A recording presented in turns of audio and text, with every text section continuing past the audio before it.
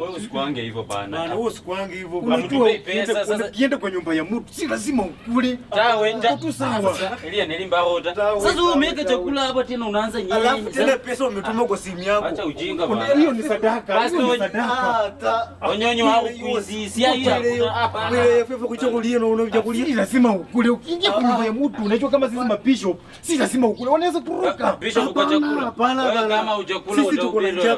Bana wewe. Usikulike sangali vya kuja kumeza. Ni kazi sijashiba. Sasa wewe nini? Unajua sisi tunaogopa kurogwa bana. Hapana si kurogwa bana. Hii ni nyumba ya hata mimi niko sawa. Mimi niko sawa. Mimi najua sasa ewa ndikulile wakalile so ili tunakumusala poro kaoleka kwali nanyanga ndivyo sawa. Pastor unajua anaweza unawaka